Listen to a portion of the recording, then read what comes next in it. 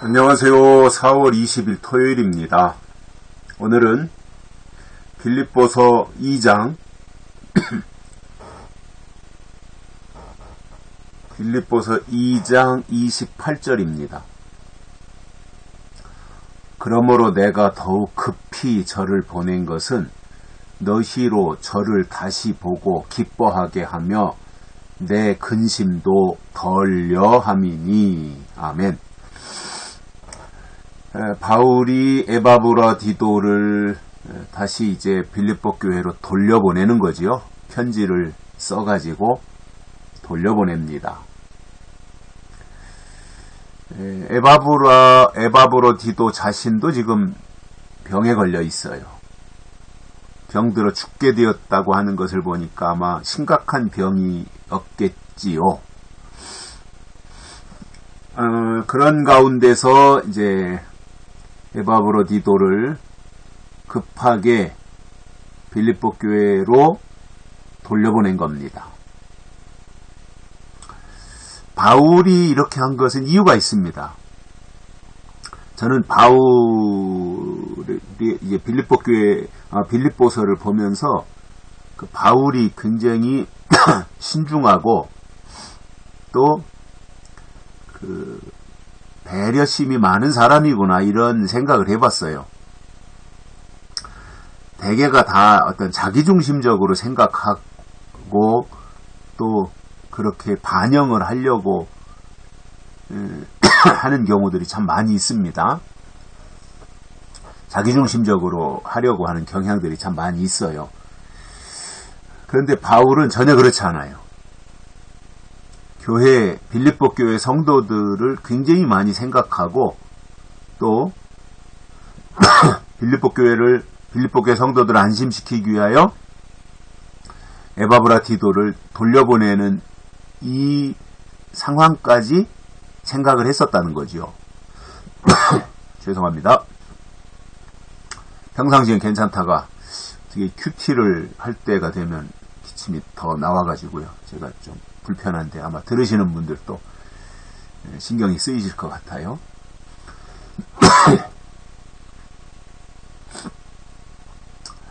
그 바울의 이러한 그 굉장히 좀 배려심이 있고 상대방의 입장에서 이해하려고 하는 이런 마음을 가지고 있었던 사람이 바울이에요.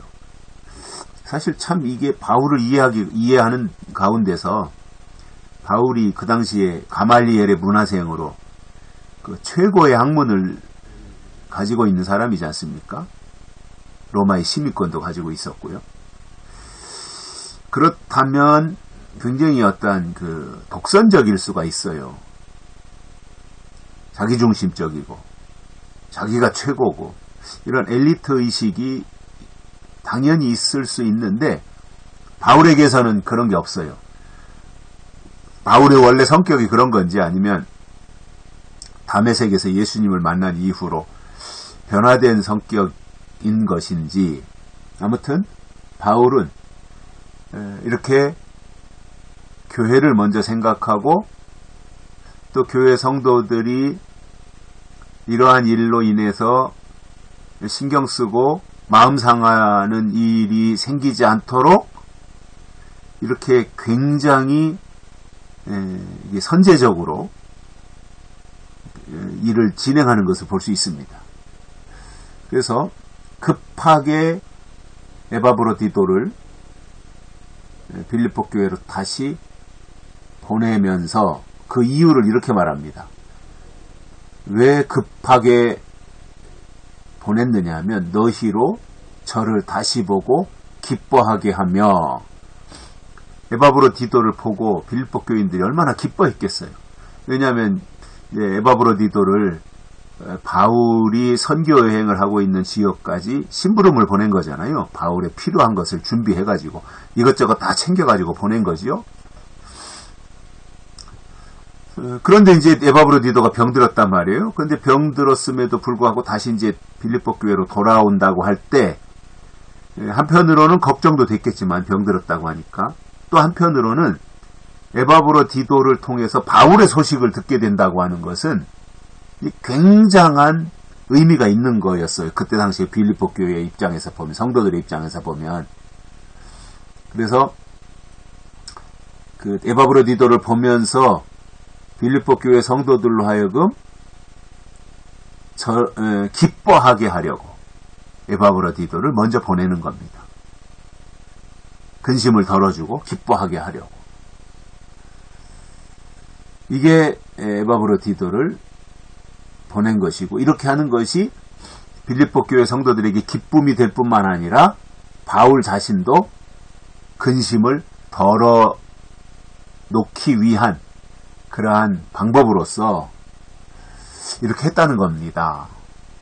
이게 참 그 바울의 새로운 면이라고 저는 볼 수밖에 없어요. 물론 그 당시에 최고의 지성인이었고, 바울이 어디에다 내놔도 손색이 전혀 없는 그러한 사람이 바울이었지요.